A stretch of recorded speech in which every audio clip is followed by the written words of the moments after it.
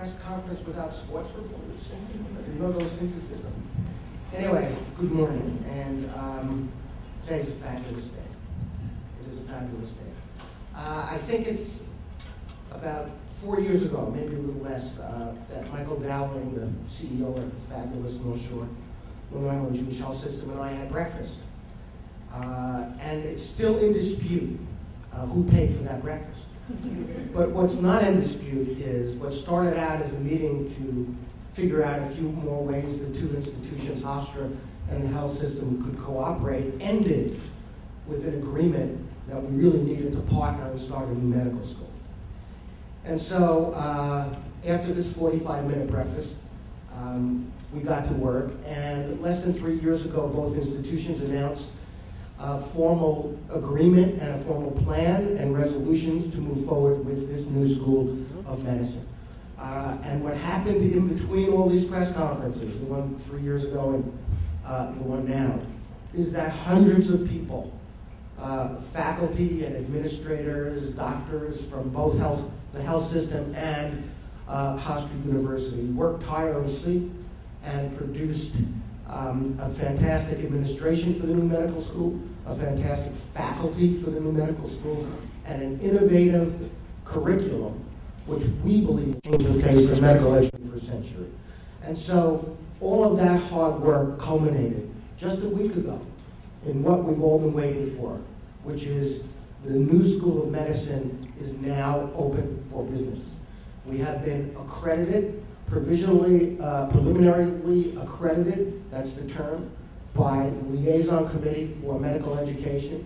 We received, Hofstra received an amendment to its charter with the state of New York, voted on by the Board of Regents, enabling us to issue the MD degree, and the Department of Education of the state of New York last week approved the actual program of education for the medical school.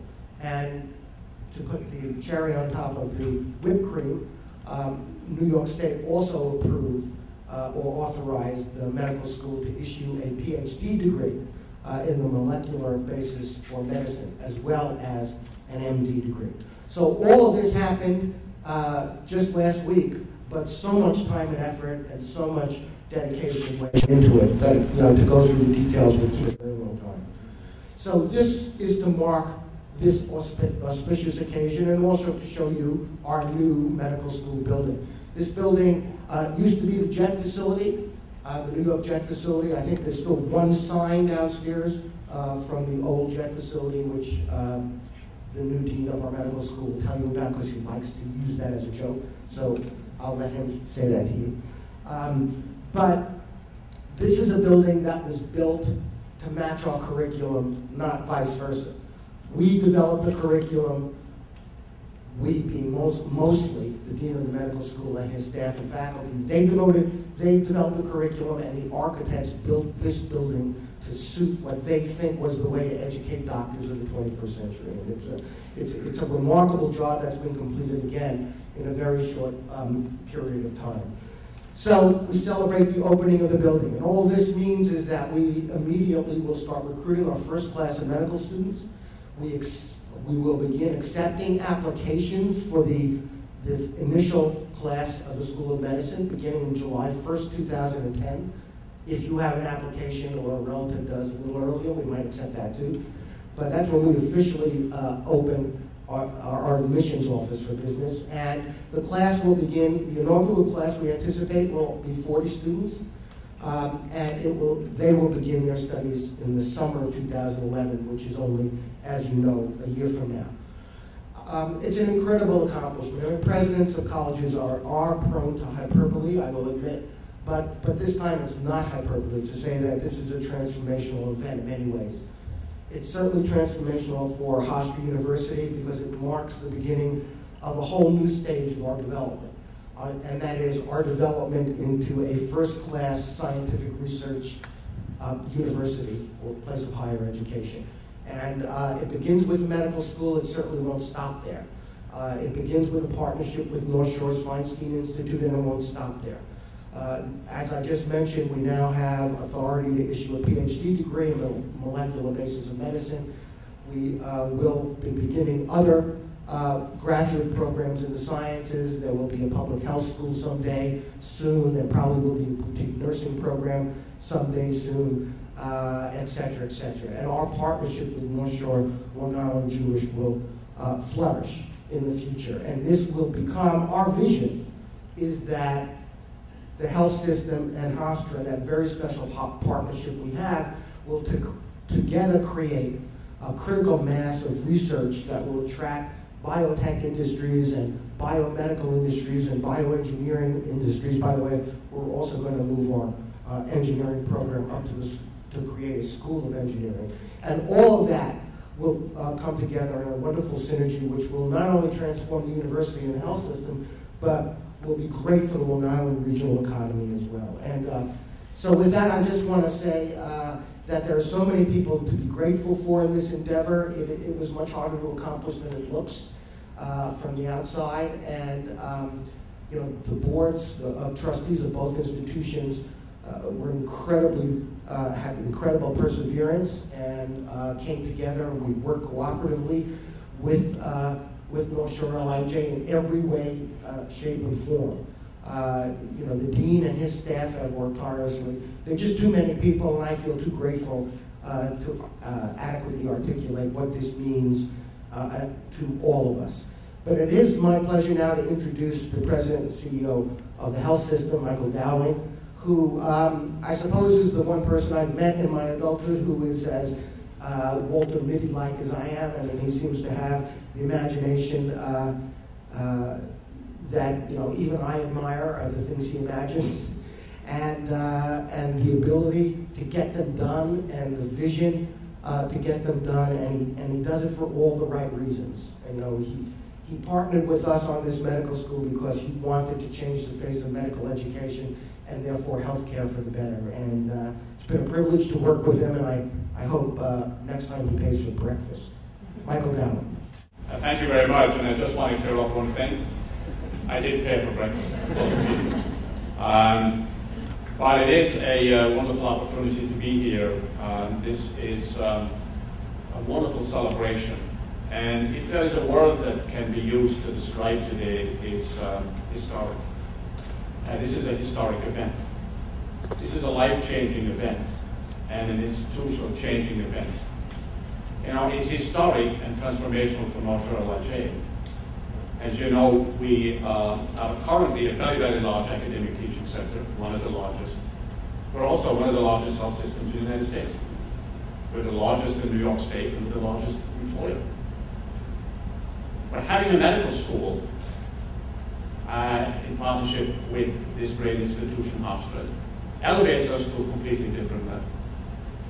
It changes where we have to go in the future, and it changes how we get there. So it's historic for North Shore-LIJ. It's also, as Stu mentioned, historic for Hofstra. Hofstra is a wonderful institution, as you all know, continually elevating itself to higher and higher levels. National reputation, wonderful, wonderful asset in the community. And the medical school will forever change Hofstra. Will never again be the same. Because for both institutions, when you do something like this, it opens up the avenues for you to do other things that you could not even imagine if you didn't do something like this. It now allows us the opportunity to look at other opportunities, other joint programs, other initiatives that we can do. This is also historic for the concept of partnership. It is important to remember, Stu mentioned this. You know, it's only about 3 years ago when Stu and I had that breakfast. And contrary to a lot of stuff that you hear about that's going on in the region where people talk an awful lot for many years about doing things and can't get anything done, we actually, in a very short period of time, got this done. From a concept over breakfast to today, in a 3-year period of time, getting all of the approvals, proves that when you have two large institutions in this region that want to do something for the right reasons and come together and persevere and have a vision about where they both want to go in the future, you can actually accomplish great things. So this is historic for the concept of partnership. wonderful university, and a wonderful healthcare system. And quite frankly, both of us want to be number one in our fields in the United States. And believe me, we will. There is no reason to compete or to be in the game if you're not striving to be number one. And that's what we want to be. We're well on our way there, and this elevates both of those. This is also historic for the region, because what this is going to become in this area is a wonderful asset for the Long Island economy. You can imagine in the future what you can do in this area in terms of biotechnology, research, other educational programs, employment opportunities, medical school right next to what may someday be a major development in what has been described as the hub. We've proven that right next to it, we can actually do something extraordinary in a relatively short period of time. And this is always also historic for New York State. Remember, this is the first new medical school opening in New York State in over 40 years. That is a major achievement. Over 40 years since the last one was developed. And we have actually done it here. So we should all feel good about this. The community should feel good about it. The public should feel good. It shows progress. It demonstrates progress. We're moving to a new level. And it provides us, as Stu mentioned, the opportunity to transform the way we do medical education. And I know Larry Smith will talk a little bit about this, I'm certain, but it allows us the opportunity to transform how it is with trained physicians. So in the future, we can have better healthcare delivery, and we can reform healthcare as a result. And as Stu also mentioned, we will obviously in the future be doing more joint endeavors so that we can train other providers in other skills that are needed for us to reform healthcare as we go forward.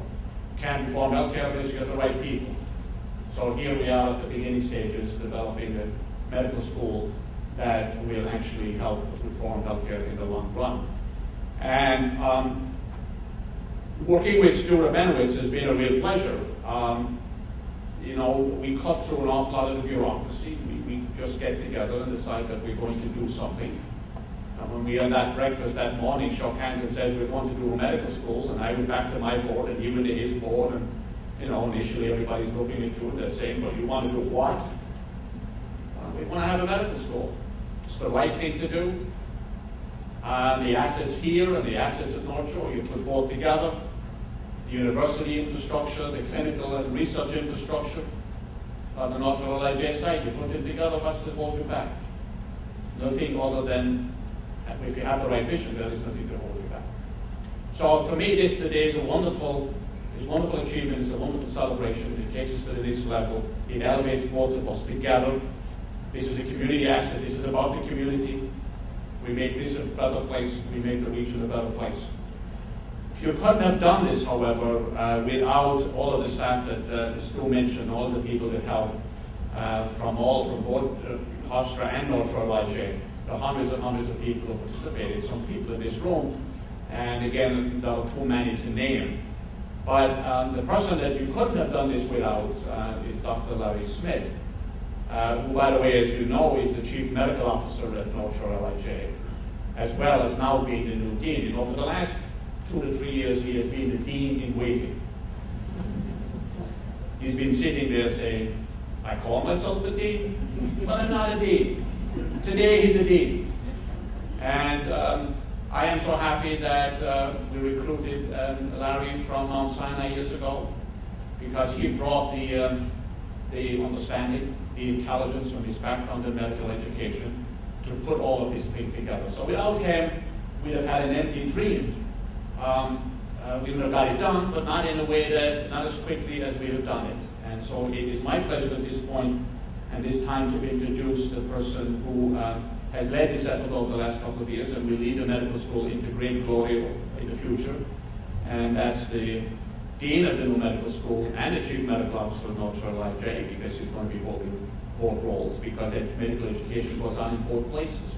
Oh, and by the way, I should also mention that we also have on the Shore-LIJ side the largest patient simulation center in the United States, which is where also a lot of the education will occur. So you combine those assets, it's just wonderful. So with that, let me introduce Dr. Larry. Thank you, Michael, and good morning to everyone. So I feel like I've been waiting for this moment for a very long time. My life has kind of been circling the spot that we're standing in. You know, if you think about the patients that this area naturally serves in our health system and this university draws from, you know, I was born in Queens. I was raised in Northport. I went to college in the Bronx. I went to high school a mile from here on Front Street. I studied medicine in Manhattan, had my first faculty job back in Suffolk County. Then I went into Manhattan for many years at a wonderful institution, and then was recruited home some 6 years ago. And the decision to leave what was a fantastic position to really have an opportunity to build was so exciting that I was willing to take the risk and literally return home.